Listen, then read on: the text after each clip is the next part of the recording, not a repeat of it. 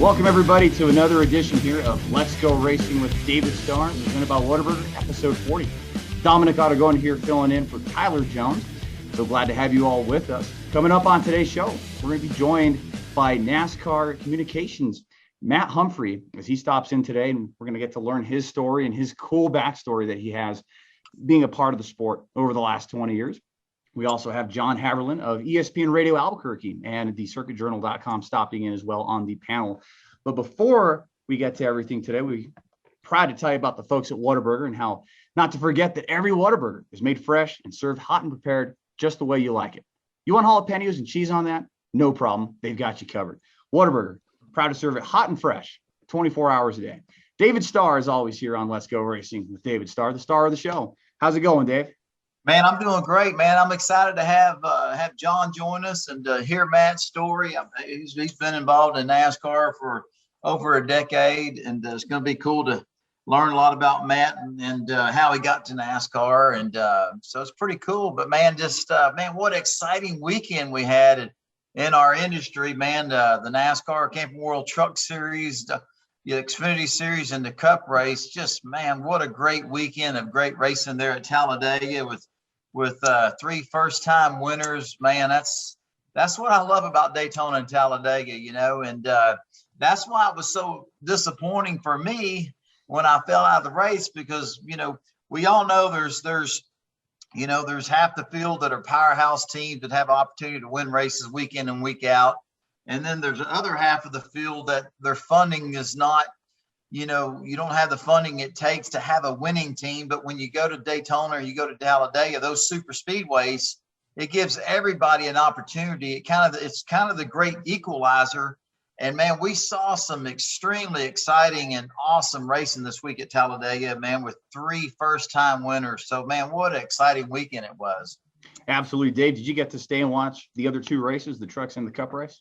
Man, the truck race was right before our Xfinity race started. And, oh, my God, that truck race, God, it was amazing, and the finish, just the whole race with all the action. And, man, those trucks put on a heck of a show, and there was just so much action going on. And, a lot of times they're bump drafting, and sometimes when you bump draft like those trucks do, and, man, it just doesn't take a bump or two. Next thing you know, somebody's sliding sideways, and it was just filled with a lot of sparks and wrecks and craziness, especially the ending. I mean, I don't think the ending could have played out any better the way how it all worked out. But it was just, man, I couldn't even think about our race, because that race I was just like, wow, man, what an awesome finish, and unfortunately, Xfinity race for my car, when they dropped the green flag to start our race, man, I was excited because, again, you always have an opportunity at Daytona and Talladega. And when I came off turn 2 for the first time going down the back straightaway, I knew we were in trouble because my engine wasn't running right. And, man, it didn't last but 8 or 9 laps. And then we were the first ones out with the engine problem. But if you do this long enough, eventually you'll have that. That's just part of how the sport works sometimes, But, man, that Xfinity race, it didn't disappoint either. And it was exciting. And, man, we had another first-time winner, which was exciting. And then you back that up with the historical win by Bubba Wallace on Monday. Man, what a great, I mean, I love those Cinderella stories. And you look at Denny Hamlin and Michael Jordan and see what they've done in their short period of time. And, have somebody like Bubba Wallace win his first race, man. It's just a lot of cool stories in our sport right now. So many cool storylines. We're going to certainly cover that on today's show. And we bring in John Haverlin on the panel this week. John is a correspondent for the New Mexico Motorsports Report with ESPN Radio Albuquerque, as well as the owner of the CircuitJournal.com. John, you've been a fan of the show since day one, and it's awesome to have you on the panel with us this week.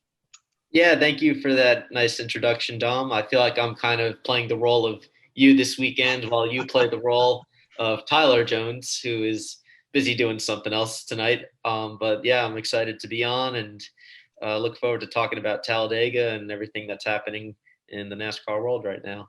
Oh, absolutely. And I always joke with Tyler when he's out on business during the week. Man, dude, it's like you're trusting me with the keys to the Cadillac, right? Just don't crash it. Hey, John, I don't know what Tyler's doing tonight, but somebody said something about last night. He was at a game, some NFL football game somewhere. So, I will vouch for that because I saw a Facebook photo of him out in Los Angeles. I guess he was at Monday Night Football, so he was having a good time. But anyway, Dominic's voice, it's not Tyler's voice, but he's doing a good job already. But anyway, that's awesome. Well, y'all are too kind. There's some big shoes to fill with Tyler Jones absent, but hey, we'll make it work, right? And our guest tonight, he is somebody who has been a part of the sport for over 20 years and who has worked for, like you said, David, for NASCAR for over a decade. He is the track communications for NASCAR on the West Coast. Matt Humphrey joins the show tonight. Matt, thank you so much for taking the time to join us tonight on Let's Go Racing. Dominic, and I must echo the sentiments of our panelists that you are filling the shoes of Tyler just fine. Although I tell you what, I have voice envy when I hear that man speak. I mean, if you want somebody to narrate your life, you're going to want the golden tones of Tyler Jones just booming through the speaker and describing play by play every major event in your life. And so one of these days he's going to narrate my life story and he'll be able to share it with you. And it would actually probably be more interesting what I'm going to tell you on this podcast. But that being said, we're going to have a great conversation tonight. Oh, absolutely, man. Every time I hear Tyler's voice, like even trying to emulate it, it's just so hard because it's such an iconic voice. You can't. It's gifted, very gifted. Indeed. He's very gifted. Absolutely. Well, and so are you, Matt. You have such a cool backstory on how you got involved, or how you got rather involved with the sport of NASCAR. Take us back to the beginning. Take us back to where it all started for you and how you were able to piece the career you have in this crazy sport we have so much passion for. Okay, so well, it actually goes back to when I was a young man at the age of 19. I was a husband and father at the age of 19. And I ended up having my wife at the time had 2 kids within 13 months. And so by the time I was 20, I was a father of 2. I was working at a sewage plant. I had to drop out of school, and to put food on the table, I went to work for the municipal sewage department. And after a few years, my kids, as they were growing up, both of them, had some medical challenges, let's just say, and through those medical challenges came bills. And so I needed to get a second job. And lo and behold, back in those days, when you wanted a job, you looked at what they called a newspaper, which, I don't know if you know what a newspaper is, but what is that, Matt? Yeah, they had a newspaper. So I looked at the newspaper and the one ads, and in the one ads, they were advertising for somebody at the Mount Vernon News in Mount Vernon, Ohio, to come in and answer the phones in the sports department. And just a light bulb went off. It's like, you know what, if I'm going to take a second job to help put food on the table, that sounds like a pretty easy second job to me. I love sports. I can talk on the phone. Boom, win-win. So I took that job. Within a week, the sports editor came up to me and goes, Matt, can you write a story? And I was like, I can start my sentences with a capital and end with a period. But he goes, well, I've got a football game I want you to cover on Friday night. And so he sent me out to cover a high school football game between the Clear Fork Colts and the Lexington Minutemen in Belleville, Ohio. And I remember coming back to the newspaper after covering that game, writing my story on deadline, filing it, and putting the paper to bed and thinking, wow, that is so cool. I mean, I don't have that story saved, but if I did, I would probably just, turn pale with how bad it was. But in any case, I was hooked as a sports writer. It's like that adrenaline rush. I knew this is something that I wanted to do with the rest of my life. But at the same time, I also had an interest in motorsports. And so right down the road was Mid-Ohio Sports Car Course. We had in Mount Vernon, Ohio, we had a drag strip, Pacemakers Raceway Park, which I would go and I volunteered to go cover races there every week, just so I could get experience covering racing. And I loved racing. And that led to, my first full-time job in newspapers was at the St. Joseph News Press in St. Joseph, Missouri. Came to a point I couldn't work at the sewage plant and work at the newspaper and put in all those hours at the same time. I had to choose one or the other. I chose journalism. And so I was hired on at the St. Joseph News Press in St. Joseph, Missouri. And the publisher of that newspaper, David Bradley, was good friends with a pair of gentlemen who owned a NASCAR Xfinity Series team. It was the Busch Series back then, but they owned a race team in St. Joseph, Missouri, and they had this guy driving for them that nobody knew about at the time. And so, as a favor to his friends, my publisher came up to me and says, "Matt, would you mind writing stories about this guy before and after all of his Busch Series races, so just so they can get some added publicity?" And I said, "Sure." I love racing. I love NASCAR. Gave me the phone number. I called the guy. It was none other than 7-time NASCAR Cup Series champion Jimmy Johnson. He was driving for Herzog Motorsports, number 92, Alltel Chevrolet. Wow. He was just fresh out of ASA. Him and Adam Petty had some great battles in ASA back in the day. And then he was getting started in the Busch Series. And I remember the first time I talked to Jimmy was after he failed to make the show at Daytona in 2000. And so, in any case, that really launched my life in NASCAR, and through that relationship. And so I covered Jimmy's career week in and week out throughout his first couple of years in the Busch Series, all the while starting a motorsports page at that newspaper and learning new skills, learning how to edit, learning how to design, learning how to write, and all the while taking those skills and just developing a passion for covering motorsports. And that led to my next job in Lincoln, Nebraska, where I was an assistant sports editor for design at the Lincoln Journal-Star. And I took that job with one caveat, that I would still be able to come to Kansas Speedway to cover the races when NASCAR came to town. And they said, "Sure, you can do that." So I was only there for a short amount of time before I was hired on at the Orlando Sentinel. And I knew Orlando, that was in the backyard of Daytona International Speedway. So I jumped at that opportunity to take that job. And, one of those full circle moments then occurred in 2011. I'm at the Roar before the 24, the test session before the Rolex 24. And Jimmy Johnson was testing a sports car that day.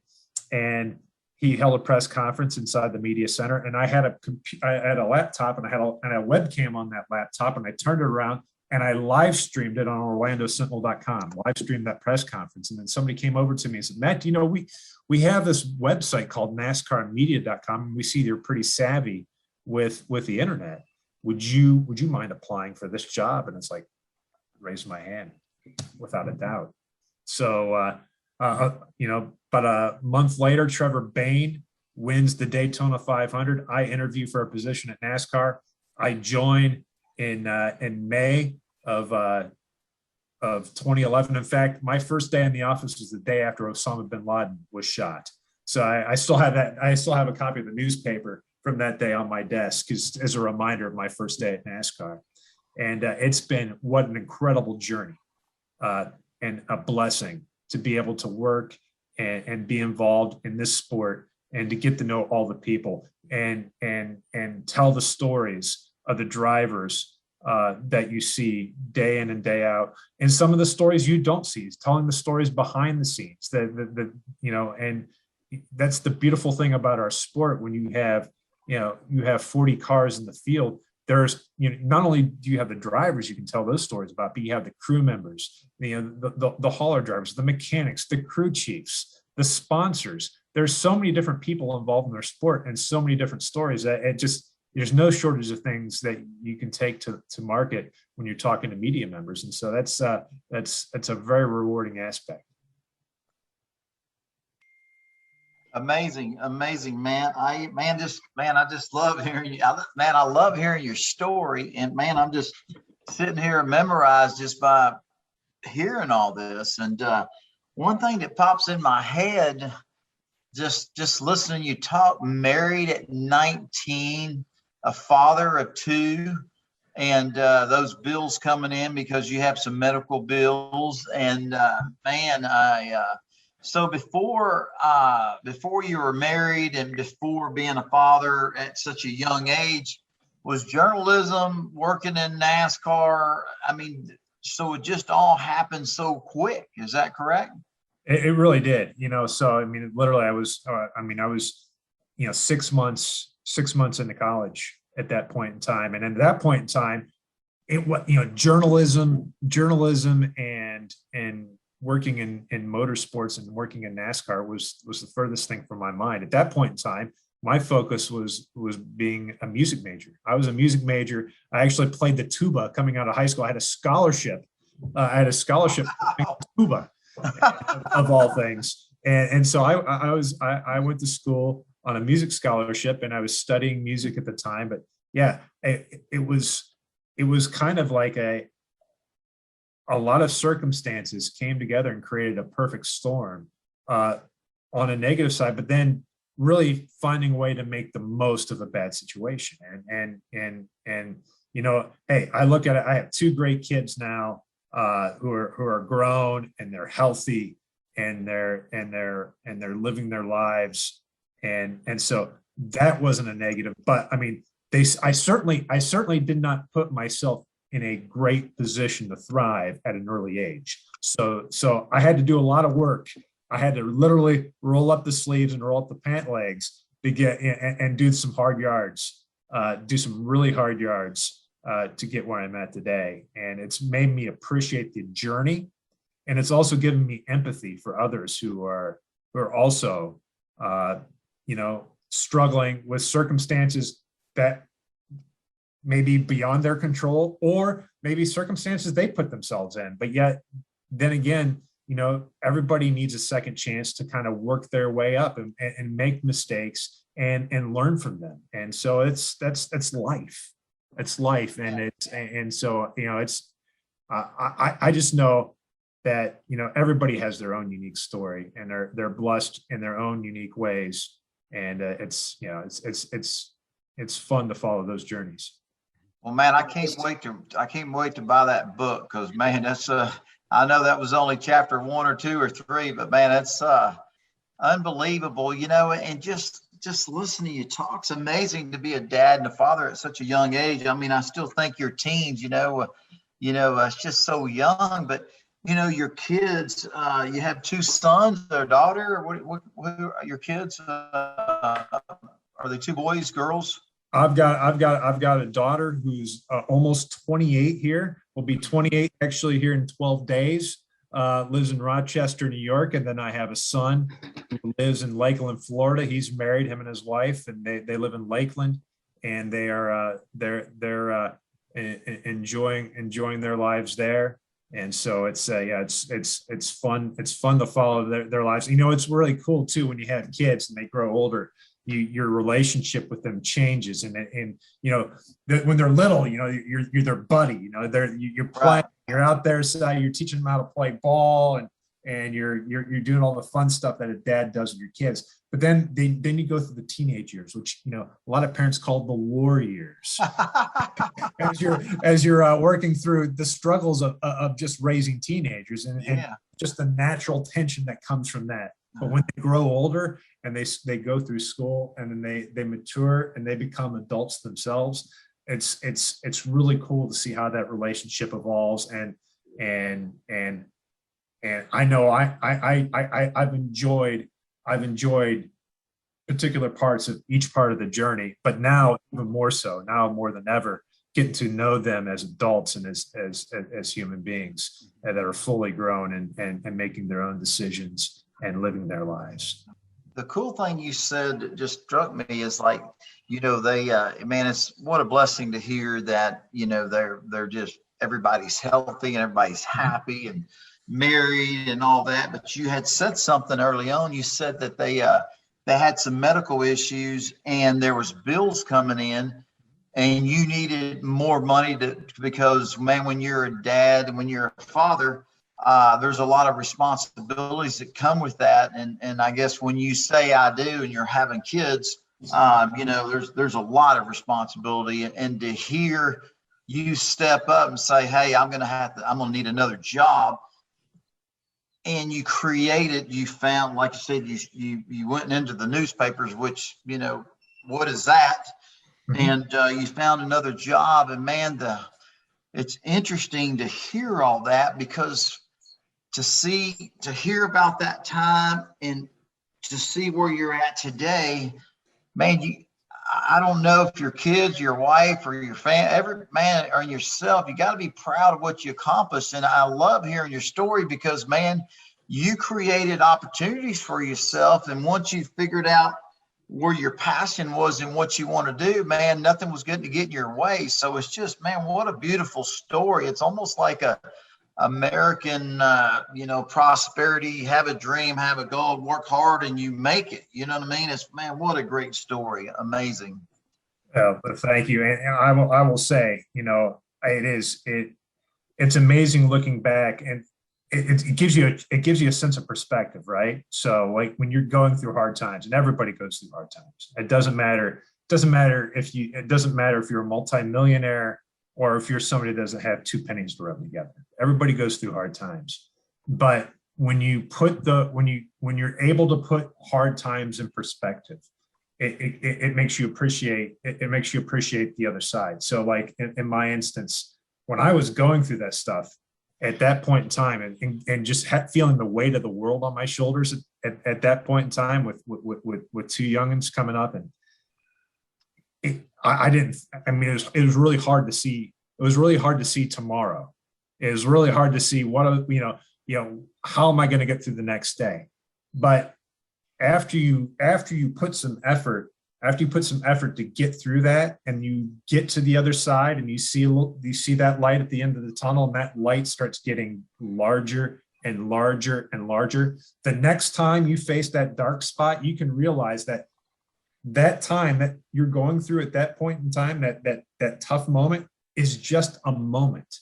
It's just a dot, a period in a book that contains millions of words. And if you can find a way to compartmentalize, to realize that tough moment is just that, a moment, and that it's not always going to be that bad, then you're going to find a way to get through. But again, it's so difficult to see when you're living it, right? So I hope that my story can inspire others to make it through, to inspire them to get through another day, and to keep digging, and to keep going, and knowing that, it may not happen. It may not happen tomorrow. It may not happen next week. It may not happen next year. It may not happen 5 years from now. But if I keep going forward, there's the potential of a better tomorrow. And there's a lot of inspiration in that, man. And I don't know, it's just life, man. And just hearing you talk, it's just real. I don't care who you are and what your financial situation is. It doesn't matter. But man, hearing your story, and it's so raw and so real. It's good to hear that, and hear somebody that's worked through it. And man, that's just the coolest. That's amazing, really. And when you get to the other side, doesn't mean, for me, still there's, I think just life in general is just peaks and valleys. And I think when we're in our valleys, that's when we really learn. But man, your parents, whoever raised you or how you was raised, somebody gave you some good work ethics. And man, when you just, when you put your head down and just get after it, man, anything's possible, and set your mind to it. It's very inspiring. I mean, from a guy that was going to be in the music industry to having the cool job with NASCAR that you've had forever, dude, that's pretty awesome, man. You just never know what curveball is going to be thrown at you, and where you're going to end up, what you're going to end up doing. You know what I mean? And it's pretty cool to follow your passion, be able to make a living at something you're very passionate about. So it's pretty neat, man.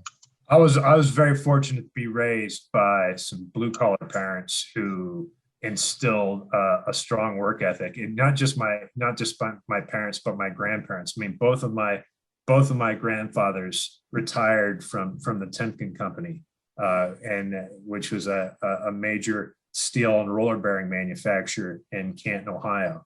And it was like you took your lunch pail to work every day. You did your job. You did what you had to do to get it done. I mean, I think of my grandfather on my mother's side, and he fought in World War II. The adversity that man faced in Europe during World War II is nowhere near the adversity I've had to face in my life. And you think back that, the sacrifices that they made, and that the examples of sacrifice that they made throughout their lives to make my life better. It's inspired me to then make other sacrifices to really dig in and do my best. Yeah, and I've known you for. Yeah. Oh, sorry. I just want to say, Matt, I've known you for probably about 4 or 5 years now, and usually we're talking about racing or whatever happened last week at the track. But this whole story that you've said is just, I wasn't expecting it, and it was really quite the story. I think if you hadn't made it as a person in the motorsports industry, you would have been a pretty good motivational speaker as well, because that was quite the story and just quite the lessons you take away from it. Yeah. I think, man, all three of you guys, man, I think our sport's better because of journalism and people that are passionate about, you really, y'all all do it, without the media and somebody telling the stories and getting the right people to the media. I mean, it's hard to have a sport, you know what I mean? And I just think, what all you guys do, and you're very passionate for it. And I think our industry as a whole, our sport, NASCAR, however you want to call it, is y'all been an asset to this industry and make it what it is. So it's pretty cool. It's just cool to know all y'all stories, and John, yourself, and Matt, to hear you, and Dominic. I know you guys are passionate about it, and I think the fans, the racers, the crew chiefs, everybody involved, it's such a big part of what we do and how we do. And without the media and the racing talk shows and just getting those cool, feel good, real stories out there, you really wouldn't have a sport. So I love what you guys do, so absolutely. Hey, you want to hear a feel good story? So I'm here in Kansas right now. Mm-hmm. This year's the 20th anniversary of the first NASCAR Cup Series race at Kansas Speedway. Wow. And in fact, the 20th anniversary of that race was last Thursday on September 30th. It was won by Jeff Gordon. And if you remember back on that day, that was our second race back after September 11th.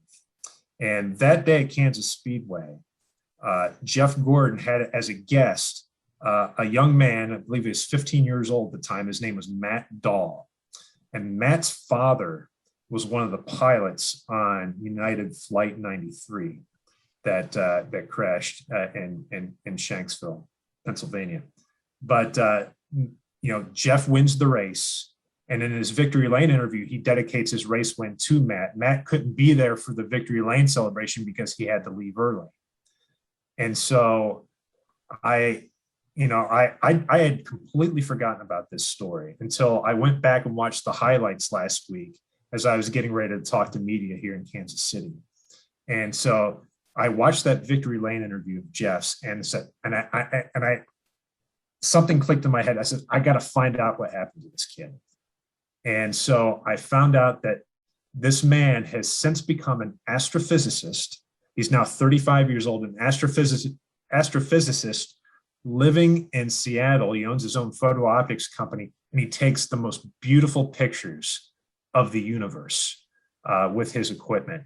And so I reached out to him and I invited him to Kansas Speedway this year so he can enjoy Victory Lane. Unfortunately, he cannot make it this year, but we're hoping to get him out here to Kansas Speedway again so he can watch the entire race and join us in Victory Lane and perhaps hand out the trophy to the race winner. But in any case, it's those type of stories that I love to tell, and it just rekindled back. Watching those highlights back from that first historic race here at Kansas, it just brought back a lot of good memories, and those are the type of stories that you see all throughout our garage, and that people do that don't really get noticed.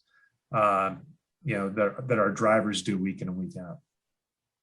Absolutely. So many good stories to tell in the sport. I think I speak on behalf of you, Matt, and John. We say as journalists, we do enjoy telling people's stories, especially when people give us that opportunity. They trust us to be able to tell that story. You're listening to episode 40 here of Let's Go Racing with David Starr, presented by Whataburger. Matt Humphrey is our guest. He is the director of track communications for NASCAR. And Matt, let's fast forward 10 years, right? You've been with NASCAR now a little more than a decade. We love giving our fans on this show a really good behind the scenes, all access of what makes this industry turn. So tell us, what does the day-to-day, the week-to-week, what does that look like for you in your role with NASCAR?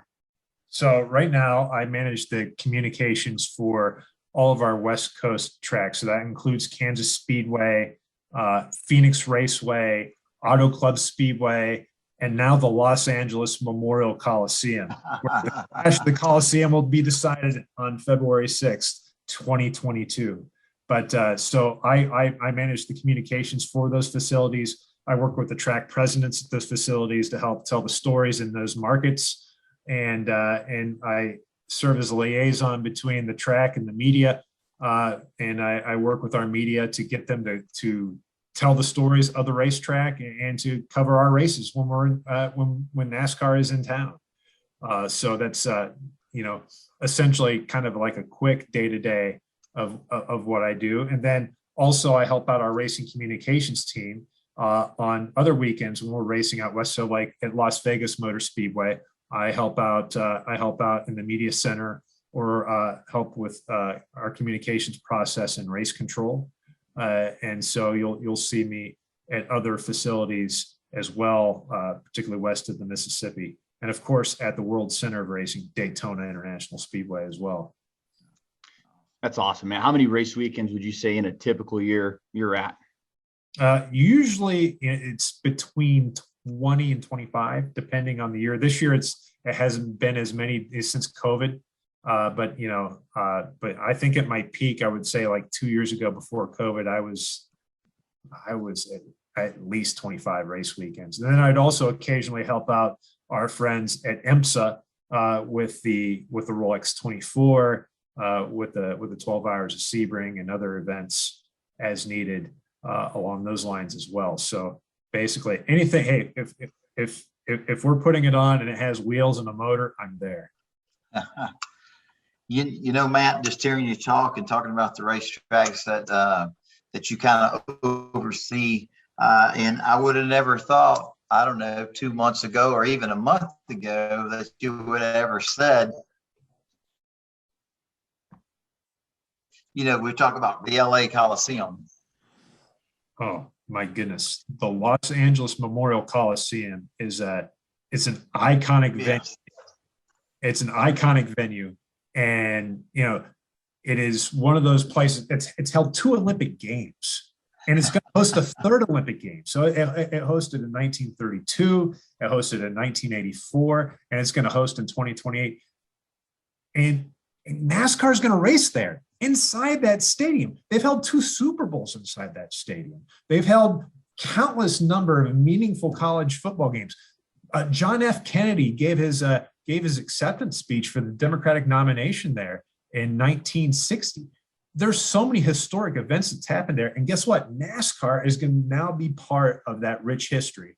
And it'll actually be the first race as part of their centennial celebration. They broke ground on that facility, I believe it was in 1922. So it'll be part of their centennial celebration. That actually be the first big event of their centennial celebration will be the NASCAR Clash at the Coliseum. And you know what? We're going to pave it. We're going to pave over that football field, put a racetrack in there, and we're going to light it up. It's going to be a lot of fun. Man, that's awesome. That's awesome. That is unbelievable, man. I know. I mean, there's a lot of race fans that I've talked to, and since y'all have announced that, some of my neighbors that don't even follow racing, but they're curious to watch that race. You know what I mean? Just because of the venue you're speaking about, and but man, just so much history. And the week before the Super Bowl, and just man, it's going to be cool to have. I feel like that, having the timing of it. It's, our sport is already worldwide, we're world known, or however you want to say that. But I just feel like that's really good at the timing of it's really going to put our sport and our superstars of our sport into spotlight. You know what I mean? Just because of the timing and the location, you know, and then you throw in the new Gen 2 or the new car for 2022. Yeah, there's a lot of exciting stuff, a lot of big stories. And man, I believe you're going to have your hand full, Matt, with the media. I think you're going to have more than you can handle, and that's a great problem to have. I'll take that problem any day of the week. I know this. I was out there a couple of weeks ago when we announced it, and I was talking to the media before we made the announcement and then after, and the excitement level from just the media right now in Los Angeles is off the charts. I mean, literally when I call up a media member and tell them, hey, look, I just want to let you know we're getting ready to announce here in moments that NASCAR is going to kick off its 2022 season inside the Los Angeles Memorial Coliseum. And almost to a person, they said, what? And it was not like a bad what, it was a good what. There was like, I can't, what's it going to look like? I don't know. And I said, well, that's why you need to tune in and find out. And you know, so there's just genuine excitement, but Los Angeles is a great market for us. I mean, it's the #1 market in the country for NASCAR fans, 18 to 34. So that young demographic that we really need to draw in to get interest in our sport, they're in Los Angeles. It is a great market overall for viewership. And you know what? It's also a great market where we can attract new fans. So, I mean, ticket sales are going great so far. And of the tickets that are being sold so far, we're seeing a majority of this coming from first-time NASCAR ticket buyers. That's awesome. Cool.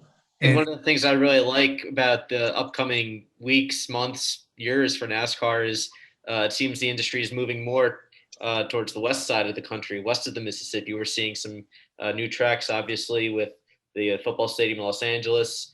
Obviously, Portland's going to have that Xfinity race next year. I think it's good to see NASCAR kind of spreading away from the Southeast and going beyond different venues. I'm excited for that because obviously, Matt, we're both living in the Phoenix area. Yeah. Congratulations, by the way. Phoenix Racing just announced the sellout for the finale. Yes. So, yeah, I'm looking forward to covering more races next year on the West Coast. I hope to get to the whole West Coast swing as well as the Clash. There's such a great energy right now surrounding our sport. And I think a big part of it is, you know, the work that Ben Kennedy is doing right now with the schedule, you know, shaking things up, you know, keeping it fresh and really, you know, visiting new venues. Or revisiting old venues that we haven't been to in a while, and then just really reinvigorating, you know, and taking a fresh approach to what we're doing with our schedule. But you know, at the end of the day, NASCAR racing is as competitive and compelling as ever, and that is so helping to draw the needle and making us relevant. I mean, you're looking at the action that's happening right now and the NASCAR playoffs in all 3 series right now. I mean, the intensity right now is off the charts. And it's going to be, I mean, the pressure that is going to be applied to these drivers this weekend at the Roval, forget it. I would not want to be one of those drivers that has to really be up on the wheel, perform well in order to advance into the next round. It's that right there. You want to talk about pressure. That's pressure. And then, you know, that's coming off of a Talladega race. We don't know what's going to happen. And then you're going to go into the round of 8 where, you know, you've got, you know, a traditional mile and a half of Texas. And then you look at Kansas Speedway. Kansas Speedway, it's a mile and a half track, but that is a track that can bite you in a heartbeat. David, you can tell me, you can attest to how that track in Kansas City can really bite you in a heartbeat. And then it's on the Martinsville, where you're a short track where scores are often settled. And, oh, wait, you need to win to get into the championship for? Good luck with that. Yeah. And then we're in Phoenix Raceway where, yes, we have sold it out for the NASCAR Cup Series championship race. I mean, more than a month ahead of the event, the race is sold out. I mean, it's not like, oh, we may have a seat here and there. No, there's no seats. There's no standing room only left. There's no standing room only, sold out. The infield packed, the hillside packed.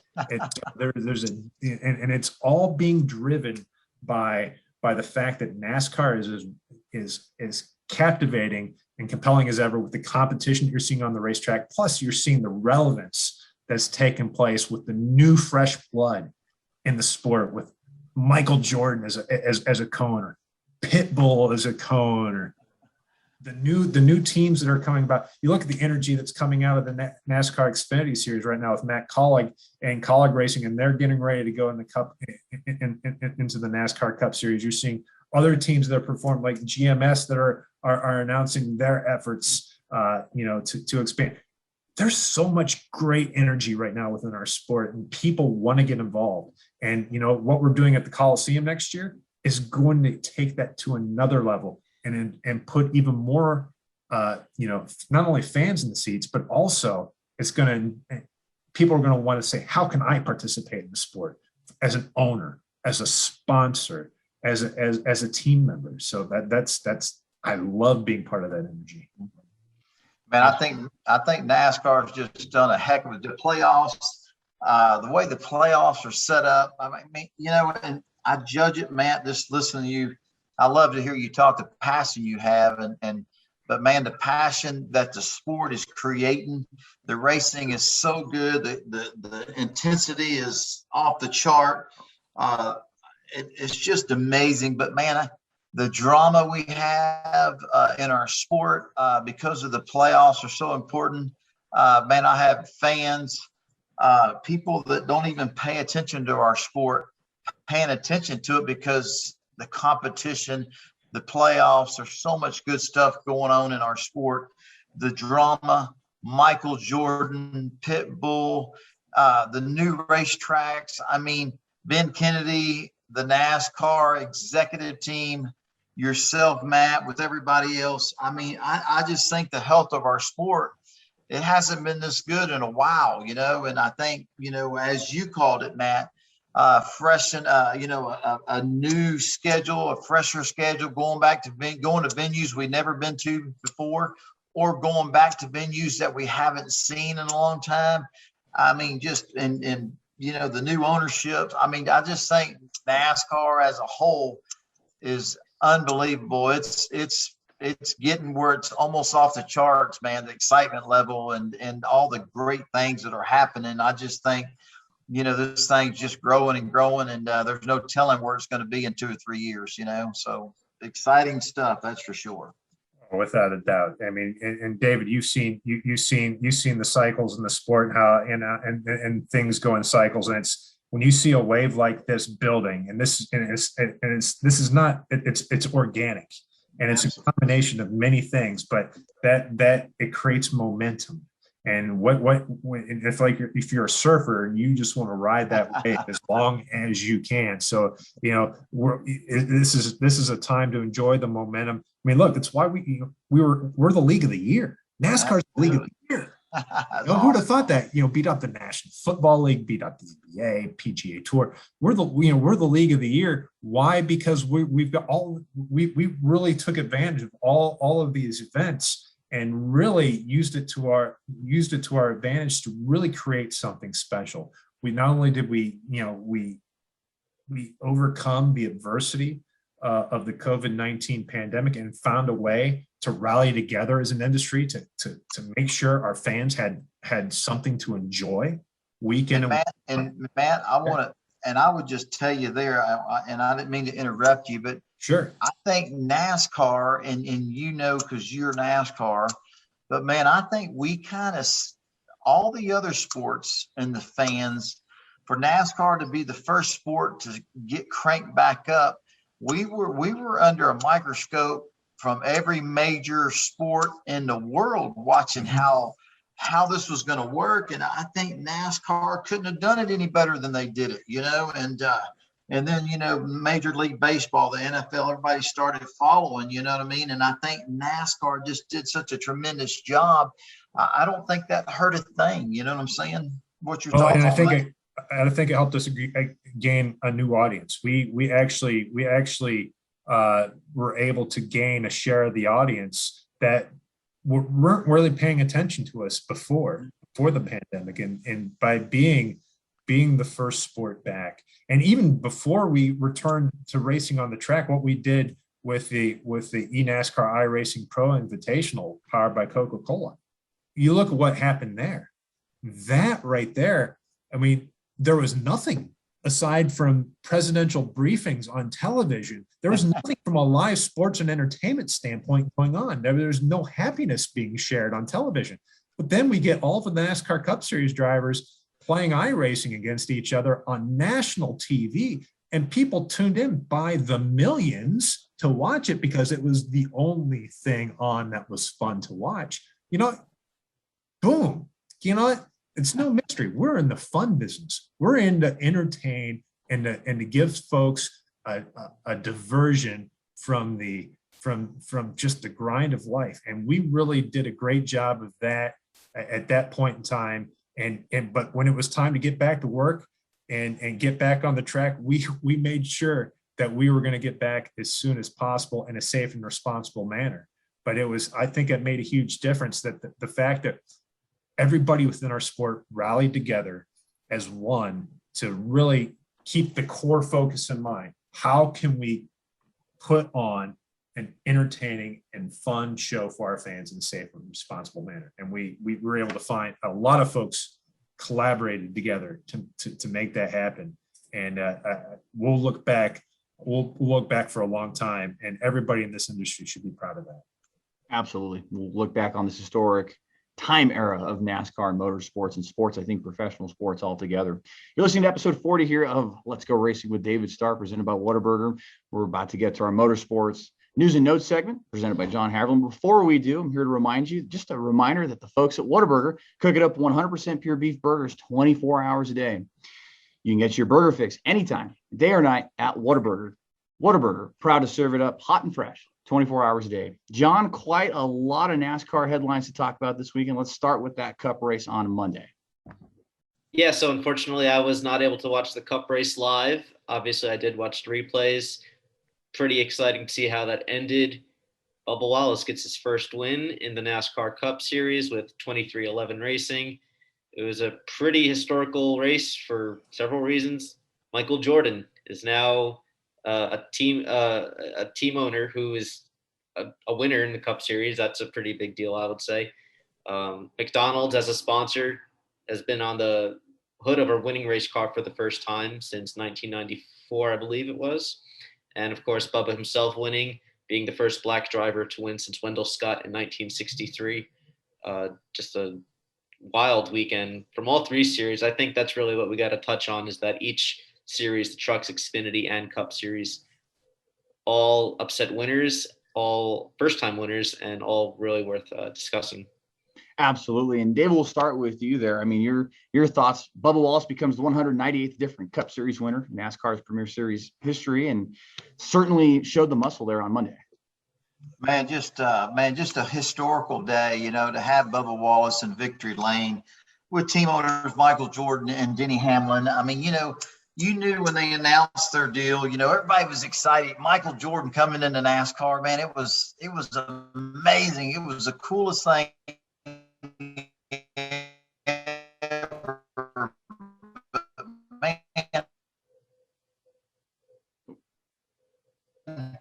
Everybody was paying attention to the last 8 or 9 months, but you know, it was just a matter of time when you got a Michael Jordan, Denny Hamlin, Toyota, all the major sponsors that they have in that organization, and be associated with Gibbs, the Joe Gibbs Racing organization.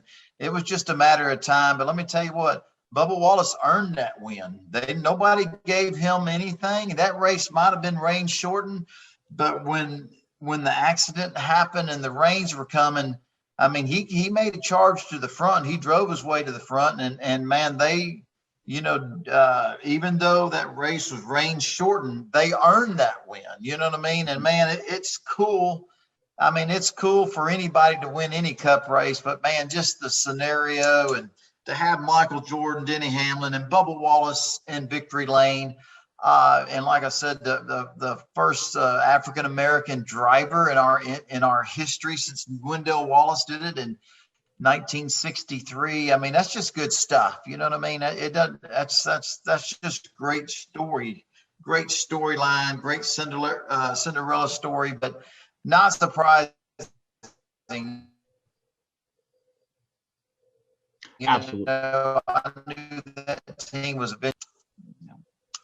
Absolutely. And Matt, I want to get your thoughts on this too. How big of a win was that for the industry, for Bubba Wallace to get his first win on Monday?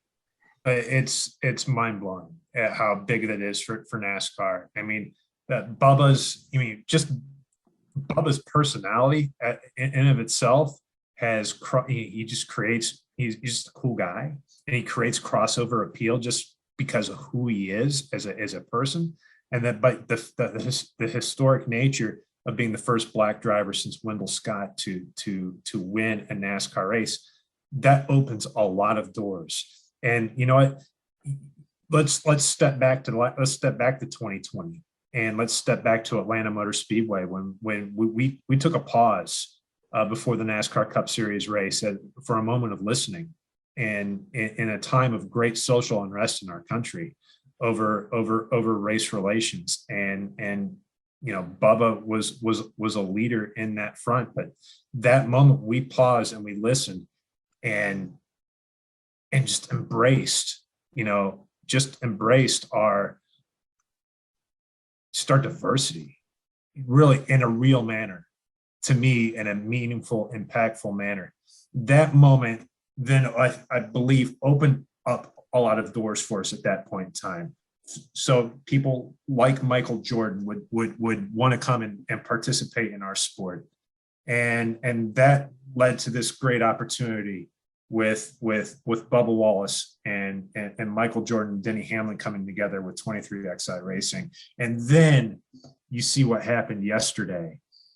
And it's that right there. It's that opens so many doors from a media standpoint, from a sponsorship standpoint, and we all benefit from that because of that crossover appeal that creates. And Bubba's he's got a tremendous story, and of his journey to this point is an inspiring story. And to see him finally get that win was just so cool to watch. But no, I think it was a great moment for our sport that we'll be talking about for a long time to come. But you know what?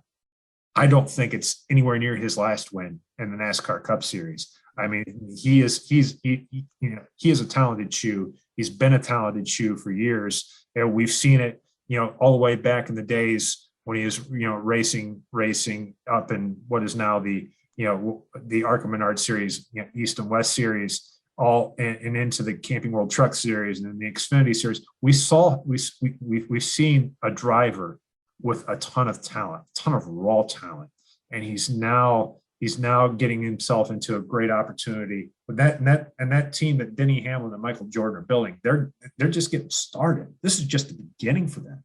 So imagine where this team is going to grow.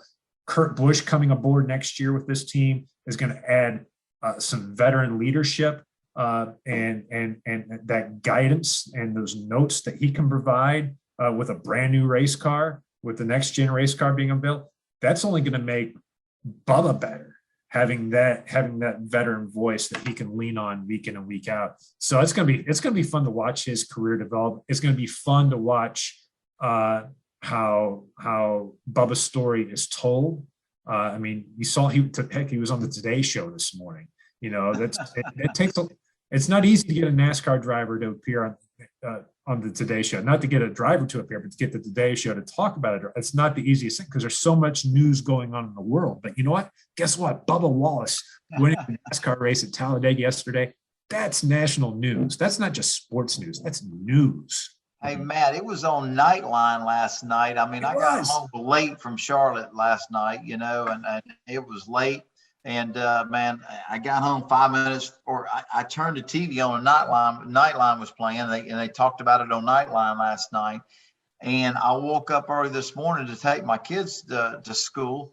And Good Morning America, man, that was one of the headlines. I mean, it's just a great story. And, I think it's going to I just think it's just that big tidal wave that all of us are riding, our whole industry.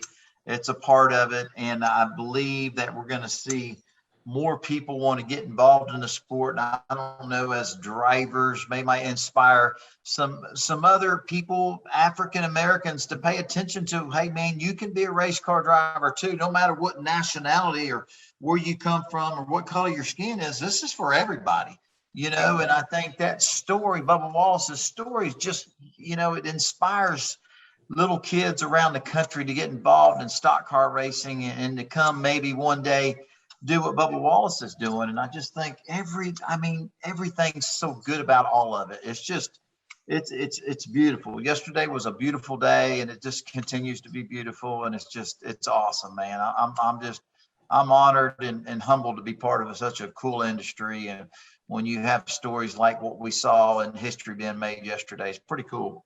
Oh, it's proof positive what happens when you embrace diversity and you're welcoming. And when you're welcoming as a sport, that it leads to so many more different opportunities and chances to tell great stories and to have those stories that to participate and it opens up new conversations. Hey, we're nowhere near where we need to be from a diversity standpoint, but you know what? We are becoming more welcoming, and it's fun to be part of that journey. And I think seeing the success that Bubba Wallace is having on track is going to be a net positive for everybody in our industry, and that's going to be fun to watch. We're going to move on in our news and notes section, but before we touch on the Xfinity and truck races, Matt, I actually wanted to ask you two things. And the first, I just was wondering, with Bubba Wallace finally getting that first win, we know how the news cycle works. It'll eventually kind of fade away, especially after the Roval weekend. But how important will it be for him to continue winning? Seeing him become maybe that Lewis Hamilton figure or that Tiger Woods figure in a sport that's predominantly been white men. How important is it that he continues his success for years, decades to come? Well, winning never hurts. But I will tell you this, that if Bubba Wallace does nothing else on the racetrack, he will remain a vital and vibrant story that people will want to tell going forward because of what he has done, what he has had to go through, and to accomplish just what he's done in a short amount of time in our sport. He will still be a relevant story, whether he wins 100 races or 2 races or 1 race. It doesn't matter. He's got an inspirational story that has for lack of a better term, has legs, and it will carry far beyond what happened on October 4th. 2021. So that's cool. So I do think, yeah, if he wins, if he becomes the next Lewis Hamilton or the next Jimmy Johnson or the next Jeff Gordon or the next Dale Earnhardt or Richard Petty, if he becomes that level of driver with that win total next to his name, incredible story. But he doesn't need it to be a big story. I mean, I think his story is compelling as it is, but I'll tell you what, Bubba Wallace is going to tell you this. He's going to want to be like Jimmy Johnson and Dale Earnhardt and rack up those wins and win those championships. He's a competitor. He's a racer. Racers want to race, and you're not racing the finish 32nd. You're racing to win. That checkered flag, it's what drives us all. We want to do our best. And so that's that competitive fire is gonna push Bubba Wallace forward. He's not gonna rest on these laurels. I'll tell you that much. And one more question. Sorry, David. I just wanted to ask. No, go ahead, John. I'm sorry, buddy. Go ahead, man. I just I just love hearing our conversation, man. It just creates. It's cool, man. Y'all just keep talking. I love it. Yeah, for sure. And I just think, Matt, I just want to get your opinion on this. Obviously, Bubba brings in his own fan base. I think he brings in a fan base of a lot of minorities and maybe black children that maybe want to be racers one day. But I think, is there also maybe a demographic of fans, especially at a place like Talladega, where you lose fans or people that have followed for a while? Do you think Bubba's win is driving away maybe I guess the best way to put it is an unwanted demographic of people, because it happens quite frequently. You'll go to a track where he gets booed. Jenna Fryer, one of our media colleagues who works for the AP, she tweeted a video this weekend of like basically a fleet of trucks and cars with Confederate flags waving on the back. Do you think Bubba's win will try to maybe drive away that unwanted demographic of folks? I will tell you this, and you'll see it pinned on my Twitter profile at Matt Humphrey Car. Hate will not win. That's a good answer. Hate will not win. Absolutely. I believe that 110%, no doubt about it. You know, and hate will not win. That is just a beautiful way to answer that question. And you're right on there, Matt. One of the things I thought NASCAR was cool. When I was a kid growing up wanting to be a race car driver, man, I read every book I could read about NASCAR, and I read a lot about Wendell Wallace. And when I finally made it as a NASCAR driver 24 years ago, when I went to Martinsville for the first time, which was a big deal for me personally, but man, I went over to Danville, Virginia, because I've read so much about this family, and I befriended their family. I stopped in and introduced myself, and it was amazing. They cooked me dinner, and I met the sons and the wife. It was amazing. But I think one of the coolest things that I ever witnessed was 4 or 5 weeks ago. I believe it was Daytona, Charlotte. I don't remember where it was. Daytona, I know what you're saying. They presented the winning trophy to Wendell Wallace's family that they did not give him back in 1963. And Bubba Wallace was a part of that ceremony. And I thought, man, that was one of the coolest things that I've ever seen our sport do, man. And I was proud. And I thought that was just a neat thing, man. Can you share a little bit your thoughts on that, Matt? Oh, I say, when Wendell Scott won his race at Jacksonville, Florida, back in 1963, he was deprived of that moment, of that winning moment, and he was not declared the winner until later. And you want to talk about, a travesty of justice, not just the fact he was deprived of that moment, but never got the trophy, never lived to see the trophy and to possess the trophy. And that's been talked about for so long. And it's been such an important part and story in the family that to finally see that come, to see that loose end tied and had the family in possession of that trophy was such a great moment for our sport.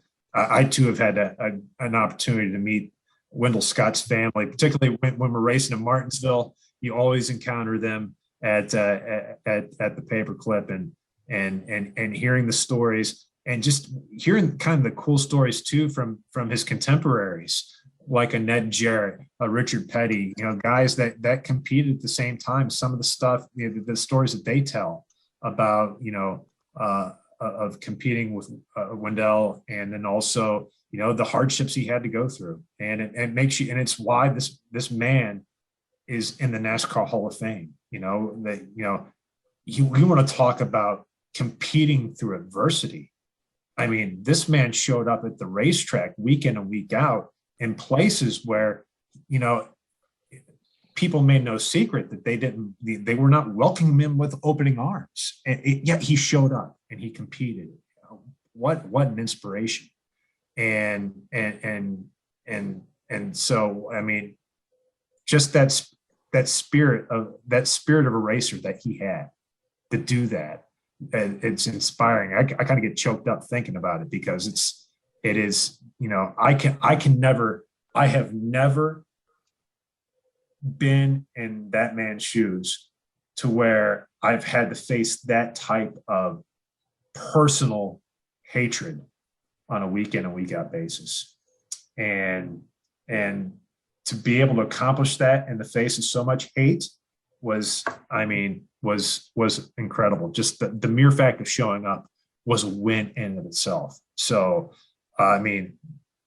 it was a great moment for our sport. So cool to see that trophy presented before the Coke Zero Sugar 400. at Daytona. And I know, Bubba Wallace being, tied into that ceremony. So it's kind of cool to see all of this occurring in the same year. But, this is just the beginning, folks. This is just the beginning. We're still moving forward. Their drivers are going to be coming up within the next few years that you're going to see. They're going to be inspired by Bubba Wallace, or have been inspired by Bubba Wallace's story, who have then, like you have read about Wendell Scott, and have been inspired by his story. So it's going to be so fun to see, and the fact that we are inclusive and welcoming, and that's only going to make the product we see on track that much better. That was well said. And let's talk about our Xfinity and truck winners. We've talked a lot about Bubba, and rightfully so. There's been plenty of different storylines to follow along with him. But Brandon Brown and Tate Fogelman, winners in the Xfinity and Truck Series. Now, David, I know you've raced in both of those series. I don't know if you have any type of relationship with either of those drivers, but I just wanted to get your thoughts on seeing two first-time winners like that. Man, it's that's what I love about the sport, man. I love Talladega. I love Daytona. You take a Tate Fogelman. I don't even know if I'm saying his name right, but you talking about that young man. I don't even know his background, his story, but that team is not a team that we have seen in victory lane. I don't even know if that truck number, that team has even ever won a race. I know they won a race a couple of years ago with Spencer Boyd in one of their trucks there at Talladega. But, man, he earned that win. Nobody gave that to him. And just the way it played out was just a great story. It was unbelievable. Then you back that up with the Xfinity race with Brandon Brown, great competitor. They've been running strong for years. And it was only a matter of time. They got a really great racing team. They're very passionate, and they've been working hard to put some good race cars together and a lot of horsepower. And even though man, he was running in the top 10, top 5 most of the race, and man, he earned that win. All three of the drivers this weekend. I've heard a little bit of rumblings yesterday evening that I didn't like to hear. And somebody asked me my opinion. I said, man, all three of those drivers, they were leading the race when the race ended. I mean, if you watch the whole racing weekend, nobody gave any one of those three drivers anything. I mean, it was impressive. They drove the wheels off those race cars. They put themselves in a position to win, and they won. And I just think, man, Brandon Brown and the Fogelman kid, man, these are just great stories that we're going to hear about. I think we're going to hear about it from a long time, and it's good for the sport, man. It's good to see first-time winners, and man, it's just lets people know, hey, man, the opportunities are out there. You don't have to be one of those powerhouse teams that we see week in and week out in victory lane. It can happen to anybody if you want it bad enough. And man, it was just for me, man, it was just a great weekend of first timers, and every one of them earned it. So it was pretty cool to witness it. Absolutely, great storylines. We'll look forward to seeing what happens at the Roval this weekend. Time for our next segment, on our second to last segment. Ask David. Before we get there, just a quick reminder that Whataburger is serving up breakfast. Stop by Whataburger for a hot and hearty breakfast any morning, late or at night. They're serving up breakfast from 11 p.m. to 11 a.m. Whataburger. So on this segment, right on this part of the show, you email in your questions. You can interact with us on social media, facebook.com/Star Podcast, same Twitter @Star Podcast. You could also email in the show, davidstarpodcast@gmail.com. This first question comes in for both Dave and Matt. So this question comes in from Jim, and Jim wants to know, what was the first NASCAR race weekend you attended as a fan? We'll start with Matt. First NASCAR race weekend I attended as a fan. Well, that's kind of a backwards question. I'll tell you why. Because I grew up within shouting distance of Canton Motor Speedway in Canton, Ohio. It was not a NASCAR sanctioned track, but it was a little short track. And every Friday and Saturday night they would race there. I would fall asleep to the sound of the engines. And they'd go to, it seemed like 2 o'clock in the morning. I was never allowed to go. My folks said, it's too rough. You're not going there. You can't go there. No, that's not the place for you. But that sparked my curiosity. But I never went to a NASCAR race as a fan until I took my kids to the what is now the Coke Zero Sugar 400 at Daytona International Speedway. I was working at the Orlando Sentinel, and it was the year that Kyle Busch and Jamie McMurray had that epic side-by-side finish there under the lights. And it was such a fun race. And I remember my son being up against the catch fence every time the cars would pass by, and he'd be pumping his fists in the air and shouting at the cars. And of course, the sound of the engines were drowning out his noise.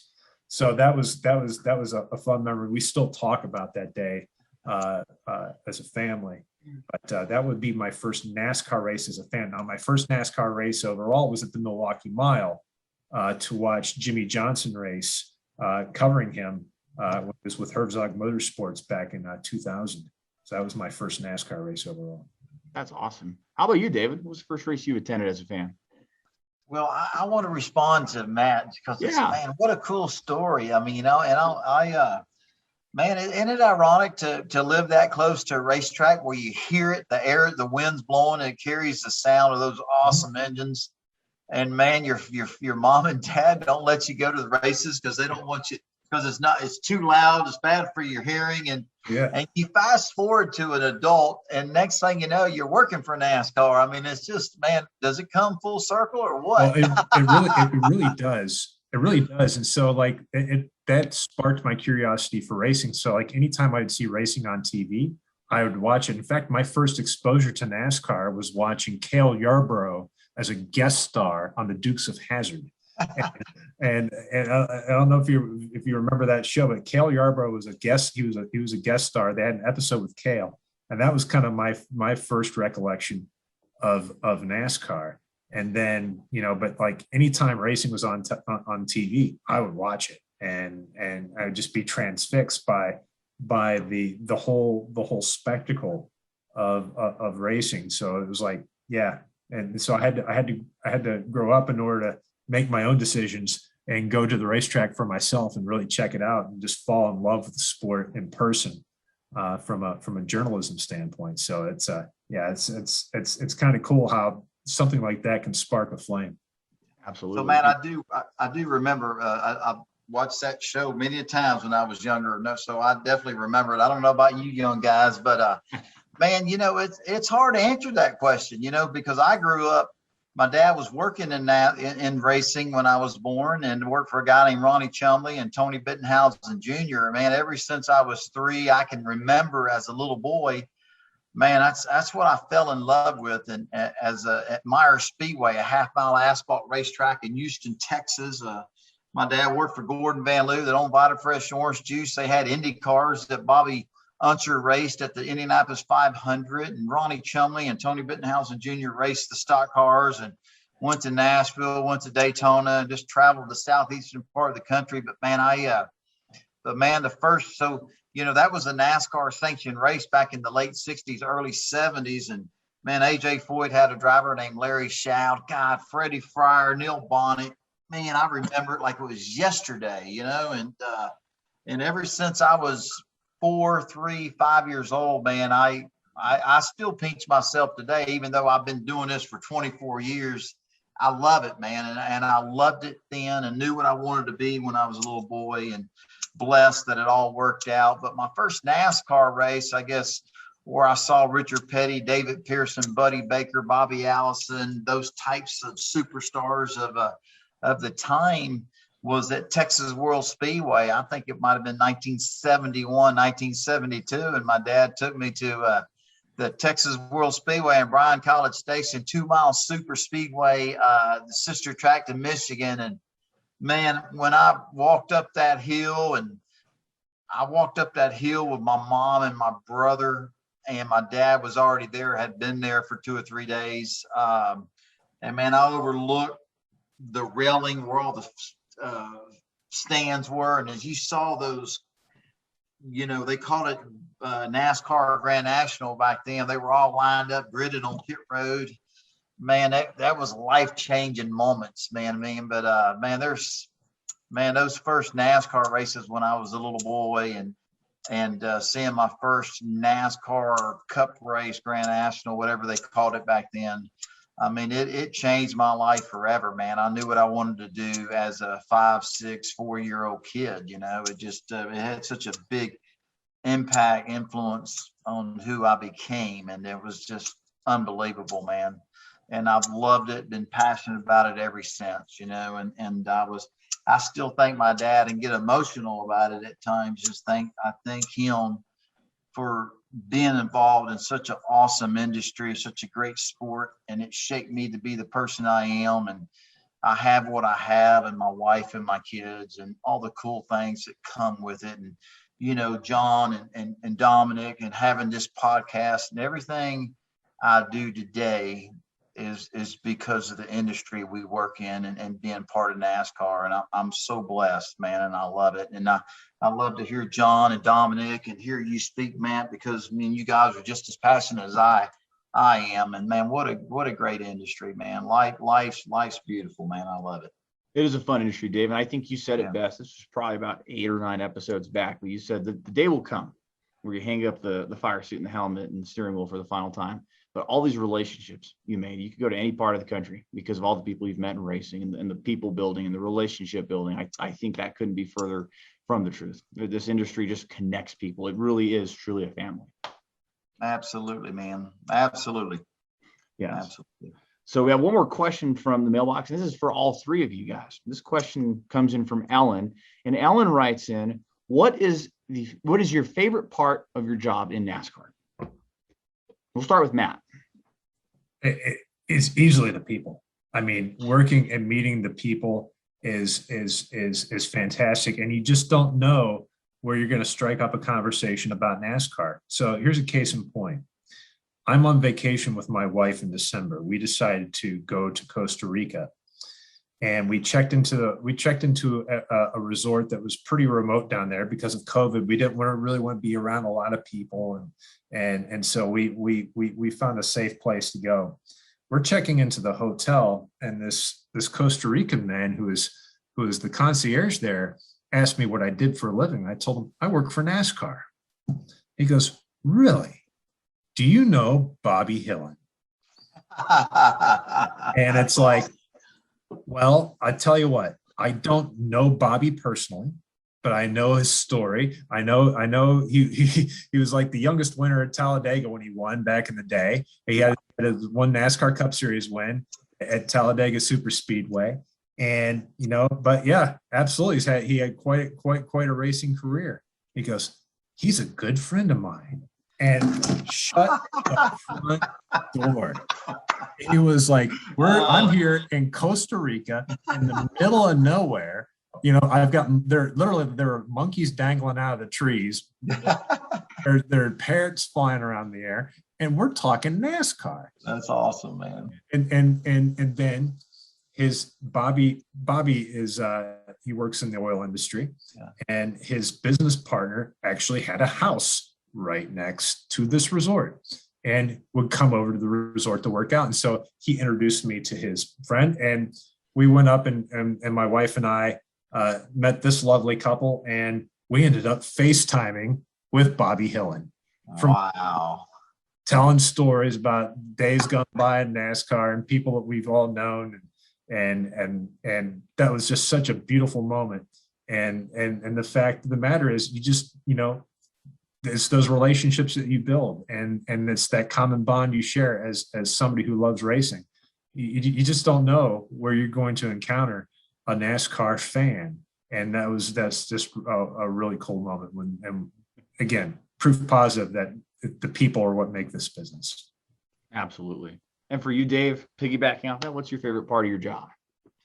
Man, all of it. I mean, I know that's, people want your favorite part, and I can just honestly tell you, I love it, everything about what we do. And I will tell you that hearing Matt speak, it's the best part about our sport is the people, and reason being because there's a day when every one of us will have to hang up what we love to do. Me, the driving part, and I don't even think about that day. But once that day gets here, the relationships, the crew chiefs, the team owners, the crew members, the NASCAR officials, the fans, everybody that you have known and met, those relationships will last a lifetime. When this is over with as a driver part for me, there's no state in the country. I can pretty much go to every state in the country and stay at somebody's house, have dinner with somebody through our great industry of NASCAR racing. The people side of it is everything. I love every aspect of it. I like the competition, man. I love to compete. I love the race car. Everything's great about every bit of it. But if I had to pinpoint one thing that really stands out, it's the people, the fans. Without the fans, without the sponsors, without the people involved, you don't have a sport, you know what I mean? But all the relationships that you built over your career will be with you until the end. And that's a beautiful thing. Absolutely. John, for you, what's your favorite part about getting to cover NASCAR? Yeah, I would definitely say the people aspect is pretty big. I think of my circle of friends, and I grew up in New York, so I have my friends from high school in New York, and I went to college in Arizona, so I have my friends in the Phoenix area. But then I have racing friends too, and the great thing about them, they're all over the place. There's some in the Pacific Northwest, there's some in Southern California, there's some up in New England, there's some down in Florida, and everywhere in between. I think of yourself or any of our other friends that we go to races with. That's definitely a great thing. Traveling around the country, going to different tracks. I've been to, I think, probably about 20 tracks or so, if not more, for NASCAR specifically. I never really ever thought I would have been to all the places I have covering races over the years. And I think probably my favorite thing out of anything about racing is, I know this is going to happen in a few weeks when the Cup Series finale is going to be happening at Phoenix Raceway. One of my favorite things to do with the entire race weekend is before the drivers get inside their cars, everyone's standing on pit road and you have the drivers doing photos, maybe with some of their sponsors or family. But I just love it when they do the national anthem and you got the whole place nice and quiet. Everyone's listening to the singer. You got a flyover going overhead. You just feel the anticipation build up. That's just my favorite part about any race weekend. Absolutely, John. I tell that to everybody. They're like, what's it like going to a NASCAR race weekend? And I'm okay. Have you ever been to a high school football game and everybody's there and the national anthem and the colors are out there and the flags? I said, ramp that up times 10. That's what it's like being at a race. You have the flyover, you have the pre-race prayer. There's just something about that unity that comes with the NASCAR pre-race ceremony. And to, I think, echo what all three of you saying, copycat, it's the people and getting to cover races and go with colleagues, right? And people that you interact with and meeting fans and like fans that recognize what you're doing and being able to talk NASCAR with people. I think like how you said, Matt, being able to have that conversation out in Costa Rica. I mean, New Mexico is kind of the same way. There's not a lot of NASCAR fans out here. So anytime I go at Walmart or at the store and you see somebody wearing NASCAR apparel, I make it a point to go strike up a conversation with them because that's very far and few between here. As John knows, one of the cool perks about working on the track side is that you occasionally get to drive a branded vehicle around the area. So, you'll occasionally spot me driving around the Phoenix Raceway pace car around the valley, and I'll have to stop and fuel it up. And when I'm at the gas station, people will come over and say, "When's the race in town?" And then, "What is that?" And who are you? It allows you. It's like a calling card. It's like people are inviting you to tell them about NASCAR. Yeah. And so it's funny. It's like 2 weeks ago, I'm driving a branded Chevrolet Camaro, and it's got all the cool NASCAR championship weekend branding on it.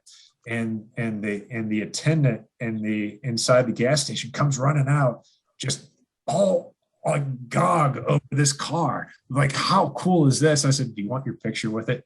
Can I? Come on down. Give me your phone. Take the picture. Guess what? I bet she's sharing that on social media for her friends. And it's just another entry point to introduce people into our sport. But it's striking up those conversations with friends and with strangers about something we all love. And I can vouch for Matt on that. Me and Matt got dinner a couple of months ago up in Scottsdale, and I'm driving my little Ford Fusion into the parking lot, and I see him in his Phoenix Raceway car, and I'm like, oh, way to show up in style, Matt. Hey, the perks of the industry, right? The perks of the job. That's awesome, man. Absolutely. Yeah. Well, guys, before we get on out of here, Matt, let's start with you. Where can the folks follow along, get some behind the scenes photos or maybe some video? Where can people follow along here on social media or on the interwebs? Oh, at Matt Humphrey Car on Twitter and Instagram is where I'm the most active. And then you'll see me I post everything, mostly random photos of things I like. I like to take photos of nature and of racing. And so you'll see me post there all the time. But I also encourage folks to go to @NASCAR to follow everything that's going on week in and week out. And then, of course, we have our racetracks that I'm associated with. So, at Phoenix Raceway, at Kansas Speedway, at Auto Club SPDWY. You can figure that out. That means Auto Club Speedway. Certainly follow those social media handles as well. But that's how you can follow. Absolutely. And John, we appreciate you on the panel this evening, coming in on the show. We know you've been a fan since day one. Where do we follow you along at? Yeah, for sure. I've definitely been a fan since day one. I've listened to pretty much all your episodes, I'd say. I also just want to say, I guess this is probably a bit of a plug here, but every time you guys do that Whataburger commercial, it's just like, I think about it because I live right here in Tempe. There's a Whataburger maybe like 800, 900 feet away from where I live. Awesome, man. I'm like, ooh. Awesome. So I might have to get some Whataburger, but you can follow me at John Haverlin on Twitter. If you want to follow my work, I post all my article links on there. If you want to find me on Facebook, go ahead. I don't mind. I'll add whoever. And as per my writing, I'll share all my links on nmmotorsportsreport.com. You can follow us on Twitter as well.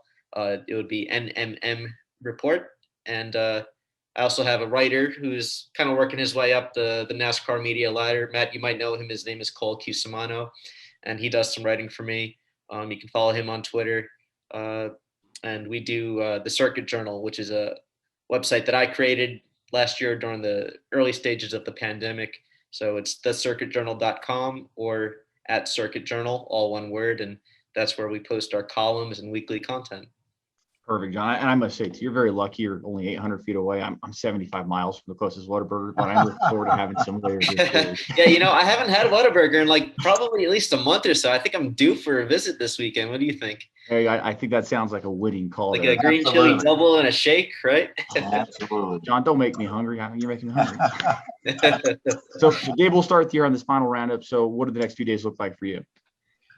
Man, just, I'm got a meeting late tomorrow afternoon at the Texas Motor Speedway. I'll be working at my shop tomorrow at our racing school race shop there across the street from Texas Motor Speedway, and just working on my little boy's little sprint car. He was going to race this weekend and just getting ready for the race weekend this weekend. So just a busy week. You always try to cram in everything in a short period of time during the week before you're back on the road. But man, I just want to thank John for joining us this week on our podcast. And man, Matt, just hearing your story and how passionate you are, and just hearing where you started, and man, just love hearing you talk and the passion you have for NASCAR and our industry. I guess our sport's very fortunate to have all you guys be a part of it. And there's so much more to talk about that we didn't even get to. I was so interested in.